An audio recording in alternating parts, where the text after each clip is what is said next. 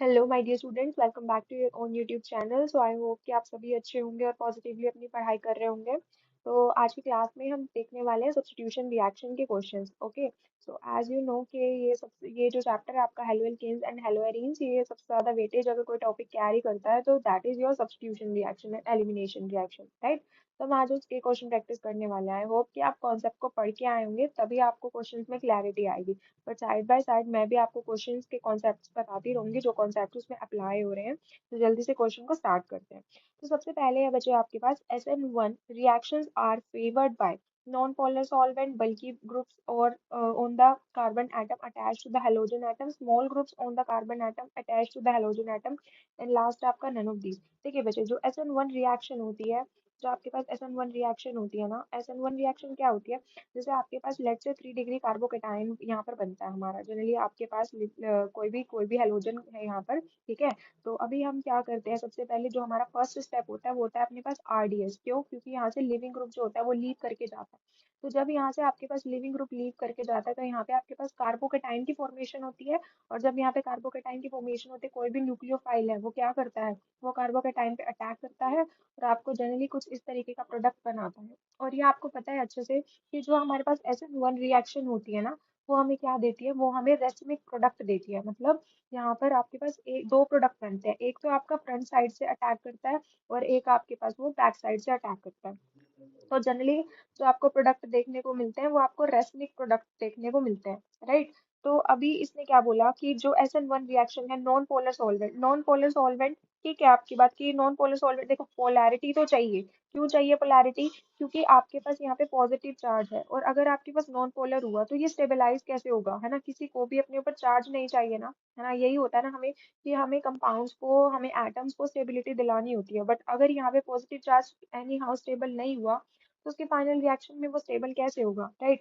तो अभी यहाँ पर हमारे पास नॉन पोलर सॉल्वेंट जो है वो ऑप्शन गलत हो जाएगा। नेक्स्ट है आपके पास bulky groups on the carbon atom. Bulky group का मतलब क्या है? देखिए, SN1 रिएक्शन, अब एक बात देखिए, जो ये पॉजिटिव चार्ज है ये सबसे ज्यादा स्टेबल कब होगा? जब यहाँ पर कोई हेलो, जब यहाँ पे जब हैवी ग्रुप जुड़े होंगे, है ना, या वो हाइपर कॉन्जुगेशन से प्लस आई इफेक्ट से देंगे इसको पॉजिटिव चार्ज को इलेक्ट्रॉन, तभी तो स्टेबल होगा ना।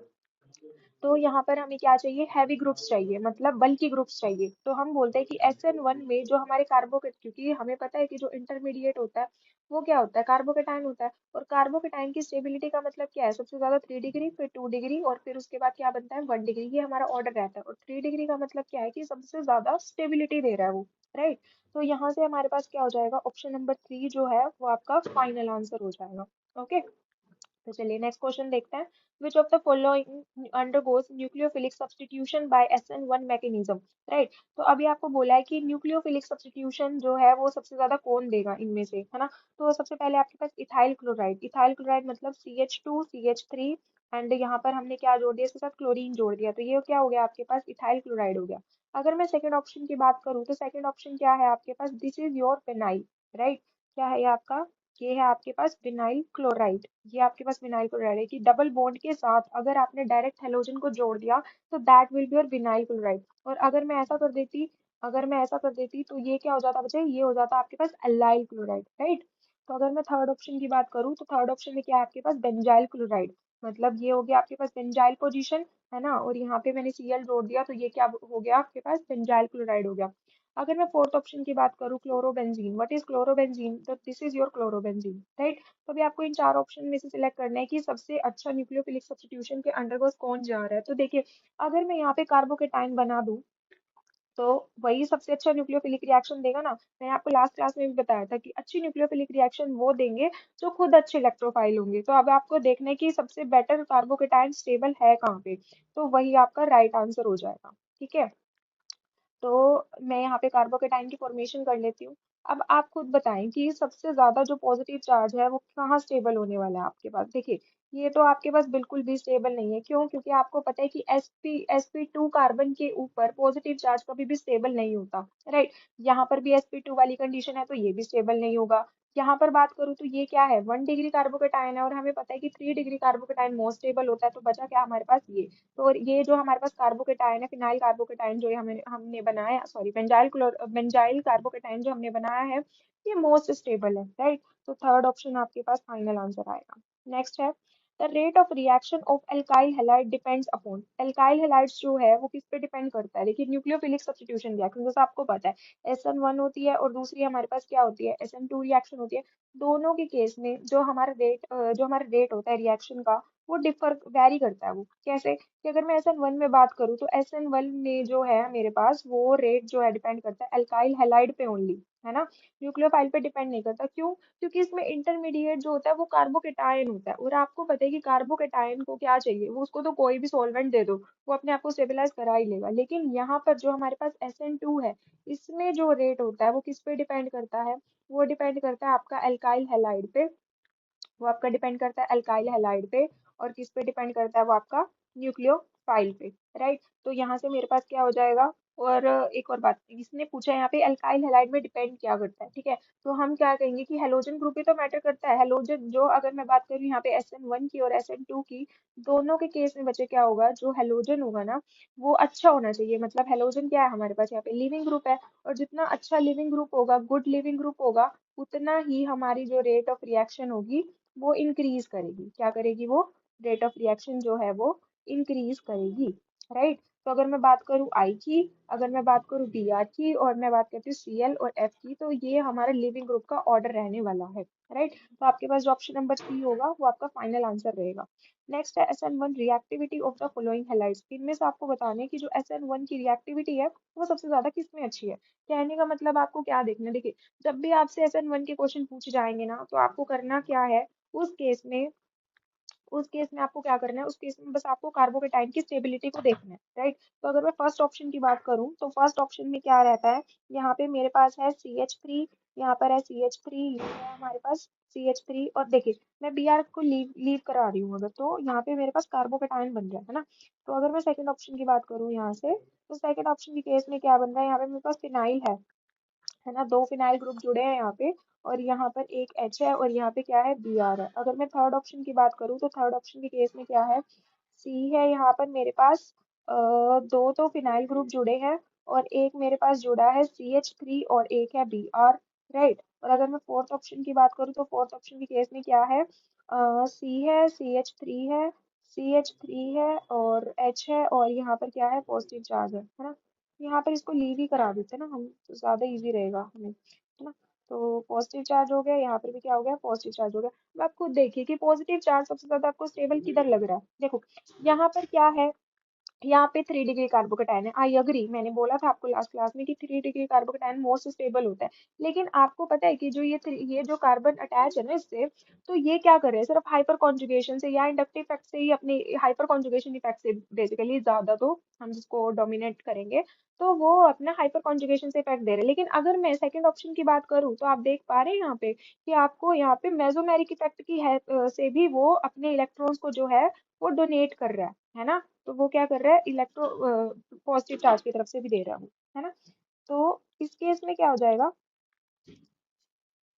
इस केस में क्या हो जाएगा बच्चे, यहाँ पर यार प्लस एम से भी दे रहा है और यहाँ पे हाइपर एच एच भी जुड़ा है इसके साथ। और यहीं पर अगर मैं बात करूँ तो यहाँ पर भी दो फिनाइल रिंग्स हैं, लेकिन यहाँ पे CH3 ग्रुप भी है। तो यानी कि अगर मैं बात करूँ इसके ऑर्डर लगाने की, तो ऑर्डर लगाने के लिए मेरे पास क्या हो जाएगा, 3 तो सबसे ज्यादा हो जाएगा, फिर उसके बाद कौन हो जाएगा, 2 हो जाएगा, फिर उसके बाद कौन हो जाएगा, 1, और फिर लास्ट में आपके पास क्या आएगा, 4। ठीक है, तो अभी आप ऑप्शन देख लीजिए, 3, 2, 1, 4, तो यानी फोर्थ ऑप्शन आपका करेक्ट आंसर है, right? Next, when the concentration of alkyl halide is doubled, the amount of H2O taken as solvent is reduced half. The rate of SN1 reaction. अभी मैंने आपको थोड़ी देर पहले बताया था कि अगर मैं SN1 की बात करूँ तो जो उसमें रेट होता है वो किस पे डिपेंड करता है, वो डिपेंड करता है आपका एल्काइल हैलाइड पे। और किस पे डिपेंड करता है, और किसी पे डिपेंड नहीं करता है ना, ना सॉल्वेंट पे ना न्यूक्लियोफाइल पे, किसी पे डिपेंड नहीं करता, राइट। क्यों नहीं डिपेंड करता बच्चे, क्योंकि उसमें कार्बोकेटाइन बनता है और आपको पता है कार्बोकेटाइन को तो थोड़ा सा भी चार्ज मिले कहीं से भी तो वो अपने आप ही ऑटोमेटिकली स्टेबल हो जाता है, राइट। तो फिर अभी यहाँ पर क्या है, इसने बोला कि अगर आप एल्काइल हैलाइड को डबल कर दे, मतलब अगर आप एल्काइल हैलाइड को डबल कर दे, 2 एल्काइल हैलाइड कर दे आप, और सॉल्वेंट से तो कोई फर्क ही नहीं पड़ता, चाहे उसको हाफ करे डबल करे कोई फर्क ही नहीं पड़ रहा, है ना। तो यहाँ से तो आपकी फाइनल रेट क्या हो जाएगी, ऑब्वियस सी बात है ना, 2 टाइम्स हो गई, पहले कितनी थी आपके पास, K इंटू एल्काइल हैलाइड थी, अब क्या हो गया, 2 इंटू एल्काइल हैलाइड हो गई। तो यहाँ पर जो मेरा सेकंड ऑप्शन रहेगा that will be our final answer. Next है which one of the following compound will give T and L from SN1 reaction as major product, right. तो अभी आपको मेजर प्रोडक्ट बताना है, यहाँ पे कौन सा रहने वाला है।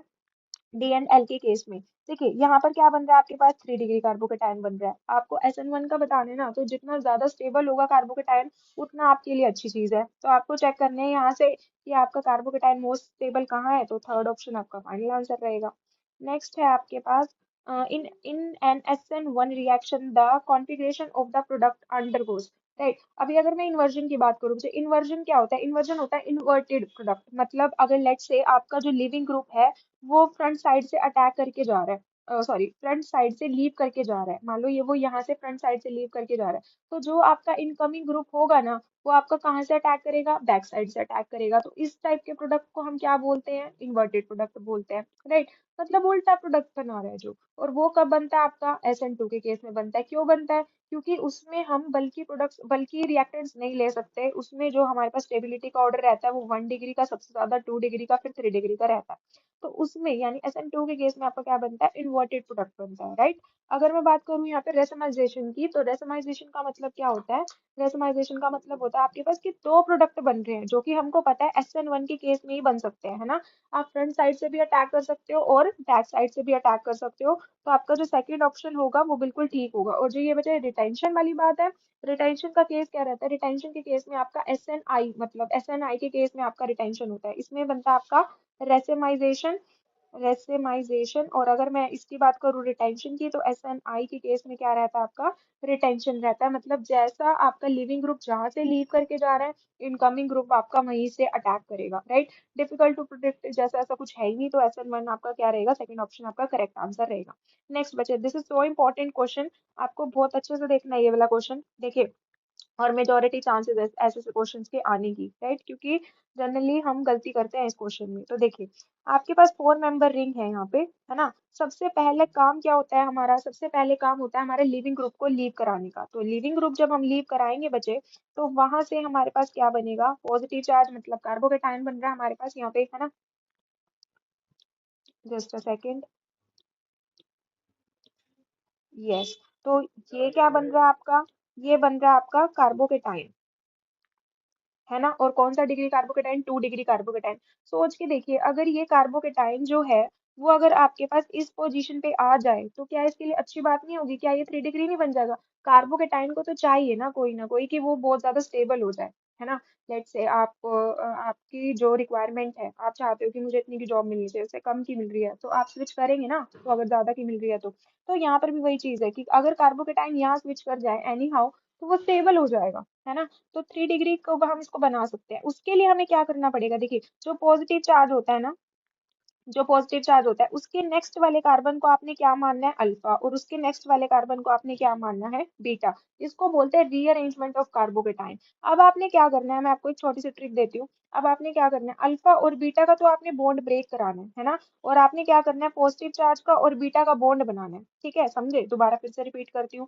आपने क्या करना है, पॉजिटिव 3 स्टेप है इसमें हमारे पास, पॉजिटिव चार्ज के नेक्स्ट वाले को अल्फा बनाना है, उसके नेक्स्ट वाले को आपने बीटा बनाना है ना। अभी क्या होगा, जैसे ही आपने अल्फा और बीटा का बॉन्ड ब्रेक किया तो आपने क्या करना है, तुरंत आपने पॉजिटिव और बीटा के बॉन्ड को फॉर्म करना है ना, इसका फॉर्मेशन करना है। तो जब आप इसका फॉर्मेशन करेंगे ना, तो आपके पास कुछ ऐसा बनेगा, ये देखिए। ये आपके पास बनेगा 1 2 3 4 5, 5 मेंबर रिंग बनेगी, है ना। और हमें पता है कि 5 मेंबर और 6 मेंबर जो रिंग होती है वो मोस्ट स्टेबल होती है। मतलब अगर आपके पास कोई 4 मेंबर रिंग है तो आप कोशिश करेंगे कि वो 5 और 6 में आप उसको एक्सपैंड कर दें, राइट। तो अगर मैं यहाँ पे बनाऊं तो बनाइए, यहाँ पे मैंने 5 मेंबर रिंग बना दी है ना। इसको नंबरिंग देते हैं हम, 1 2 3 4 एंड 5। देखिए हमने 1 और 5 का तो बॉन्ड बना दिया। 1 और 5 का बॉन्ड बनाने के बाद हमारे पास 1 पे क्या है, ये आ गया। अब देखिए 2 जो है यहाँ पे क्या आ गया, पॉजिटिव चार्ज आएगा, क्योंकि अल्फा पोजीशन थी ना, यहाँ पे पॉजिटिव चार्ज आ गया। अब देखिए, अब आप कहेंगे मैम हमने जहाँ से कहानी शुरू की थी हम वहीं पर आ गए। पहले भी हमारे पास 2 डिग्री कार्बोकेटाइन था, अब भी 2 डिग्री कार्बोकेटाइन था। फर्क क्या हुआ, फर्क एक तो बच्चे ये हुआ कि इसका स्ट्रेन रिमूव हो गया, है ना। इसका स्ट्रेन रिमूव हो गया। दूसरा, अभी भी हमारे पास अपॉर्चुनिटी है कि हम इसको 3 डिग्री बना सकते हैं, कैसे, अल्फा और यहाँ पे क्या है, एच है, तो इसको मैंने क्या मान लिया, बीटा मान लिया। फिर से आपने वही काम करना है, अल्फा और बीटा का बॉन्ड ब्रेक कराना है, बीटा और पॉजिटिव का बॉन्ड बनाना है, और यहाँ पे अल्फा पे आपके पास पॉजिटिव चार्ज आएगा। तो जब आपके पास यहाँ पे पॉजिटिव चार्ज आ जाएगा ना, तो क्या हो जाएगा, ये 3 डिग्री बन गया। और अगर ये 3 डिग्री बन गया, आपके पास क्या है, वाटर एज ए सॉल्वेंट है, तो यहाँ पर क्या हो जाएगा, ओ एच लग जाएगा। ठीक है, तो ये तो हमारे पास पहले से ही था। तो आपके पास जो फाइनल प्रोडक्ट आएगा वो थर्ड ऑप्शन आएगा। एक बात का आपने इंश्योर करना है बच्चे, क्या कि आपको जब भी 4 मेंबर रिंग मिलेगी तो आपने कोशिश करनी है कि वो एक्सपैंड हो जाए एनी हाउ। ठीक है, 5 मेंबर में या 6 मेंबर में वो एक्सपैंड होनी चाहिए। अगर 3 भी है तो भी वो 4 मेंबर में या 5 मेंबर में आप उसको एक्सपैंड कर सकते हो। बस डांसिंग रेजोनेंस का केस नहीं होना चाहिए, क्योंकि अगर डांसिंग रेजोनेंस का केस हुआ तो उसमें आपको पता है कि अगर आपके पास 3 मेंबर रिंग है और अगर उसके साथ कोई CH2 ग्रुप के ऊपर पॉजिटिव चार्ज है तो that will be more stable, right. चलिए नेक्स्ट क्वेश्चन करते हैं। अभी बहुत अच्छा क्वेश्चन है ये, very important question it is.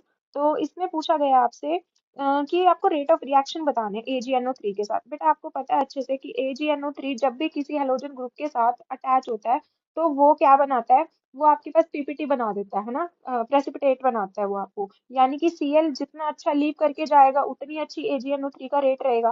तो अभी ना हम क्या करते हैं, हमारे पास 3 ऑप्शन दे रखे हैं Cl के। एक तो मान लो मैंने यहाँ पे बनाया कि अगर यहाँ से लीव करके जाए तो क्या होगा, है ना। एक मैं बना लेती हूँ कि अगर ये यहाँ से लीव करके जाए तो क्या होगा। एक हम बना लेते हैं कि अगर ये यहाँ से लीव करके जाए तो क्या होगा, राइट। तो कुछ इस तरीके से है। अब आप एक चीज देखें, अब आप एक चीज देखें क्या, कि अगर मैं ये वाला लीविंग ग्रुप लीव करवाऊं तो यहाँ से मेरे पास +m से स्टेबल हो जाएगा पॉजिटिव चार्ज। और अगर मैं यहाँ से लीव कराऊं तो इसको कुछ ज्यादा मिल नहीं रहा, क्योंकि यहाँ पर भी इसके पास कुछ नहीं है, अल्फा एच नाम की कोई चीज नहीं है। यहाँ पर इसको बस गिनती का एक ही अल्फा एच मिल रहा है, तो ये क्यों ही खुश होगा, है ना। तो यानी कि, और अगर मैं यहाँ पे बात करूँ तो यहाँ पे इसको हाइपर कॉन्जुगेशन से इसको मिल जाएगा, है ना, स्टेबल हो जाएगा ये फिर भी किसी तरीके से। तो कहने का मतलब क्या है कि मेरा जो थर्ड नंबर वाला ये है हेलोजन है, ये सबसे ज्यादा अच्छे से लीव करके जाएगा। फिर फर्स्ट वाला लीव करके जाएगा, फिर सेकंड वाला लीव करके जाएगा, है ना। तो हमारे पास ऑप्शन नंबर 2 जो है वो फाइनल आंसर रहने वाला है। नेक्स्ट क्वेश्चन करते हैं। अगेन AgNO3 के साथ रिएक्शन कौन अच्छी दे, कौन अच्छी नहीं देगा। बेटा आपको ध्यान रखना है कि नोट कहाँ दिया हुआ है आपको। कई बार हम जल्दी जल्दी क्वेश्चन पढ़ते हैं और हम नोट तो पढ़ते ही नहीं, तो इसलिए आपको ध्यान देना है कि यहाँ पे नोट दिया हुआ है।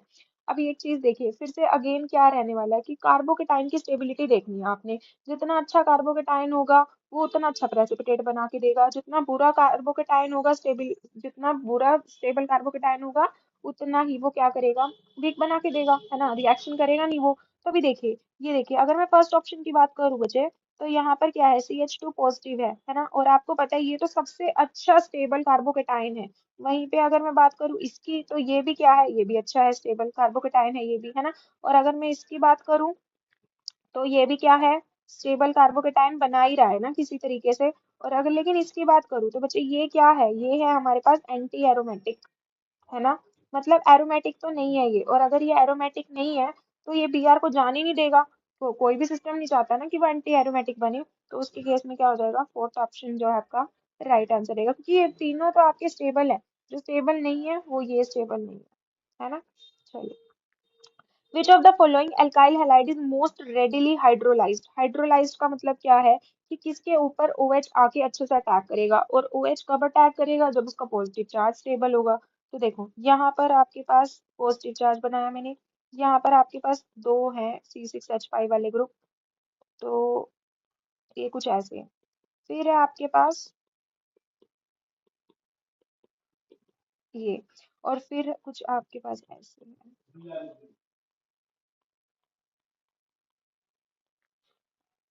राइट। और यहाँ पर क्या है, इसके पास पॉजिटिव चार्ज है। अब आप खुद ही बता सकते हैं कि इन चार ऑप्शन में से आपको क्या लग रहा है कि सबसे ज्यादा पॉजिटिव चार्ज कहाँ स्टेबल होगा। ऑब्वियस सी बात है, फोर्थ ऑप्शन में आपका सबसे ज्यादा पॉजिटिव चार्ज स्टेबल है ना। तीन तीन फिनाइल ग्रुप जुड़े हैं इसके साथ, और ये क्या करेंगे, मेसोमेरिक इफेक्ट से इस पॉजिटिव चार्ज को स्टेबल करवाएंगे। तो फिर यहाँ पर OH का अटैक होना बहुत ईजी हो जाएगा, तो फिर यहाँ पे OH अटैक करवा देगा, है ना। तो फोर्थ ऑप्शन आपका राइट आंसर रहेगा। नेक्स्ट है, the increasing order of rate of hydrolysis of the following compound is। again वही आपको करना है, आपने देखना है कि सबसे ज्यादा पॉजिटिव चार्ज कहाँ स्टेबल है। तो देखो ये है आपके पास, फिर है आपके पास ये, और क्योंकि हमको लीविंग ग्रुप लीव करवाना है तभी हमारे पास कुछ काम हो पाएगा, है ना। तो और एक और बात का ध्यान रखिए, लीविंग ग्रुप का जो ऑर्डर रहता है वो SN1 रिएक्शन हो चाहे SN2 रिएक्शन हो, दोनों में सेम होता है, कोई डिफरेंस नहीं होता। क्योंकि जब तक लीविंग ग्रुप लीव नहीं करके जाएगा आप रिएक्शन को स्टेबल कैसे करवाएंगे ना। तो रीजन वही रहता है।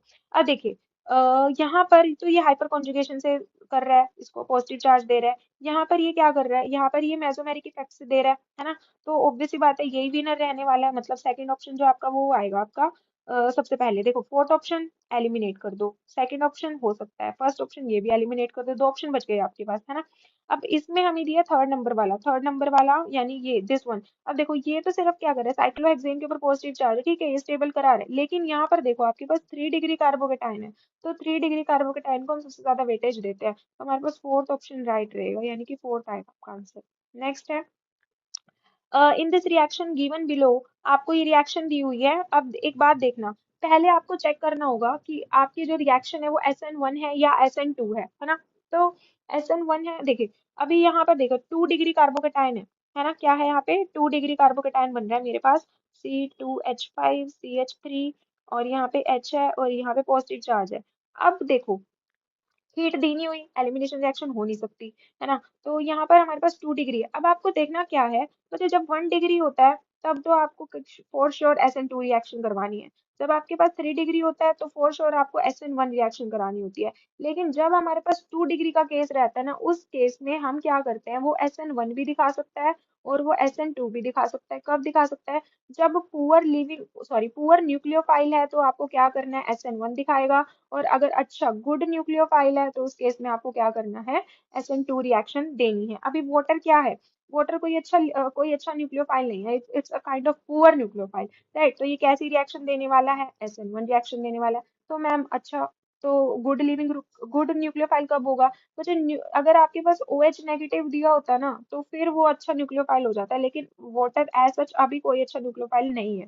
तो और आपको पता है SN1 में क्या देता है, वो रेसमिक मिक्सचर देता है, रेसमिक मिक्सचर देते हैं, है ना। तो रेसमिक मिक्सचर के केस में क्या हो जाएगा यहाँ पे, ऑब्वियस सी बात है ना, आपको दो कंपाउंड देगा, फ्रंट से भी अटैक करा सकता है, बैक से भी अटैक करा सकता है, तो थर्ड ऑप्शन आपका राइट आंसर रहेगा। नेक्स्ट है आपके पास वाटर एसीटोन। आपको देखिए अभी अगर मैं ये लीव कराऊं, देखो अगर मैं ये लीव कराऊं, ये वाला लीव कराऊं, तो कोई सेंस नहीं बनता, क्यों, क्योंकि ये स्टेबल ही नहीं है, तो ये तो होगा नहीं, तो इसको मैं करा नहीं सकती। तो ऑब्वियस सी बात है कौन लीव करके जाएगा, यही लीव करके जाएगा। इस केस में ये लीव करके जाएगा, और देखो सब्स्टिट्यूशन रिएक्शन ही होगी ना, क्योंकि हीट तो दे नहीं रखी। तो सब्स्टिट्यूशन का मतलब क्या है, जब पीआर जाएगा तो OH आके अटैक कर देगा। तो आपके पास फर्स्ट ऑप्शन जो है वो राइट आंसर रहेगा। नेक्स्ट है SN1 रिएक्शन इज फिजिबल इन, वही अगेन आपको फिर से क्या देखना है कि आपका जो SN1 है उसमें कार्बोकेटाइन की स्टेबिलिटी किसकी सबसे ज्यादा अच्छी है। तो अगर मैं फर्स्ट ऑप्शन की बात करूं तो फर्स्ट ऑप्शन में मेरे पास क्या बन रहा है, मेरे पास ये कार्बोकेटाइन बन रहा है 3 डिग्री, और 3 डिग्री से अच्छा कार्बोकेटाइन कोई हो नहीं सकता। तो इसका मतलब फर्स्ट ही मेरा राइट आंसर आएगा, है ना। यहाँ पर देखो इसमें क्या है, 1 डिग्री है, 1 डिग्री आपको पता है SN1 कभी देता नहीं है। यहाँ पर अगर मैं बात करूँ, यहाँ पे पॉजिटिव चार्ज आएगा, तो आपको पता है बेंजीन रिंग, क्योंकि sp2 कार्बन होते हैं, sp2 हाइब्रिडाइज होते हैं, तो उस पे पॉजिटिव चार्ज कभी स्टेबल होता नहीं है। यहाँ पर भी आपके पास 1 डिग्री कार्बोकेटाइन बन रहा है, वो भी कभी स्टेबल नहीं होगा, तो फर्स्ट ही आपका राइट आंसर रहेगा। नेक्स्ट है कंसीडर, आपको ये बोला है कि इसमें SN1 की रिएक्टिविटी कहाँ सबसे ज्यादा होगी। वैसे देखिए फर्स्ट ऑप्शन की अगर मैं बात करूँ तो फर्स्ट ऑप्शन के केस में क्या है, यहाँ पे ये मुझे दे रहा है 1 डिग्री कार्बोकेटाइन बना के, ये क्या देगा, ये दे रहा है मेरे पास 2 डिग्री दे रहा है, लेकिन मेरे पास यहाँ पे मेसोमेरिक इफेक्ट भी है। लेकिन अगर मैं यहाँ बात करूँ, यहाँ पे सिंपल 2 डिग्री है और प्लस हाइपर कॉन्जुगेशन से ये स्टेबल कर पाएगा ये, क्योंकि यहाँ पर देखो 3 अल्फा एच है, यहाँ पर कितने हैं, 2 अल्फा एच है, यानी टोटल 5 अल्फा एच है यहाँ पे। और यहाँ पर क्या देगा, ये प्लस M से भी मतलब मेसोमेरिक से या वीकेंड से रेजोनेंस से दिखा रहा है, स्टेबल करा रहा है, तो obvious सी बात है। अगर मैं बात करूँ यहाँ पे स्टेबिलिटी की, तो हम M को सबसे ज्यादा प्रायोरिटी देते हैं, फिर हाइपर कॉन्जुगेशन इफेक्ट को, फिर इंडक्टिव इफेक्ट को सबसे ज्यादा वेटेज देते हैं। तो यानी कि बी ऑप्शन तो सबसे पहले आएगा, उसके बाद आएगा हमारे पास सी, और फिर क्या आ जाएगा हमारे पास ए। तो ये ऑर्डर रहेगा हमारे पास, है ना। तो फर्स्ट ऑप्शन जो है वो आपका राइट आंसर रहने वाला है। नेक्स्ट क्वेश्चन करते हैं, solution of 1 chloro 1 phenyl ethane is toluene racemizes slowly in the presence of an small amount of HbCl5 due to the formation of, हमें समझ नहीं आया आपने क्या बोला। देखो बेटा, साफ साफ आपको जरूरत नहीं है कि आपको पूरा क्वेश्चन की समझ में आए, आपको देखना है कि वो पूछना क्या चाह रहा है आपसे। रेसिमाइजिस बोला है, रेसिमाइजिस का मतलब क्या है, रेसिमाइजिस का मतलब होता है कि SN1 है, और अगर आपके पास SN1 है, अगर आपके पास जो मैकेनिज्म है वो SN1 है, तो इसका मतलब आपके पास क्या बनेगा, इंटरमीडिएट क्या बनने वाला है, कार्बोकेटाइन बनने वाला है। क्या बनेगा, कार्बोकेटाइन बनेगा। तो बस आपको क्वेश्चन को पूरा जानने की जरूरत ही नहीं थी। इट्स गुड कि अगर आपको पूरा क्वेश्चन समझ में आ रहा है, बट इन केस नहीं आ रहा तो आप सिर्फ कुछ स्टेप्स को भी पढ़ सकते हैं। तो यहाँ पर देखो, कार्बन आयन बनता नहीं है, कार्बीन बनता नहीं है, फ्री रेडिकल बनता नहीं है, क्या बनता है, कार्बोकेटाइन बनता है। तो आपके पास जो थ्री है, थर्ड है, वही आपके पास राइट आंसर रहेगा। क्या रहेगा? वही आपके पास राइट आंसर रहेगा। तो इसी के साथ हमने आज की क्लास में SN1 रिएक्शन के क्वेश्चंस देख लिए हैं, है ना। तो आई होप कि आपको क्लैरिटी आ रही होगी। पर बच्चे, आई एम रिपीटिंग अगेन कि आपको तभी क्लैरिटी आएगी जब आप प्रीवियसली पढ़ के आएंगे, क्योंकि क्वेश्चन प्रैक्टिस में मजा तभी आएगा जब आपको कॉन्सेप्ट्स की क्लैरिटी होगी। यहाँ मैं आपको कोशिश करूंगी कि कॉन्सेप्ट्स बता सकूं, बट फिर भी आपको एक बार पहले पढ़ के आना ही होगा, राइट। तो अगली क्लास में हम क्या करेंगे, SN2 रिएक्शन करेंगे। And I am also thinking कि आपको NCERT के क्वेश्चंस भी कराए जाएं, जो इंटेक्स क्वेश्चन होते हैं, जो आपके कॉन्सेप्चुअल क्वेश्चंस होते हैं। तो फिर भी अगर आपको कोई डाउट रहता है तो आप वो मुझसे कमेंट सेक्शन में पूछ सकते हैं। ओके, सो आई होप कि आप अच्छे से पढ़ेंगे। Till then, take care and stay healthy. Thank you students.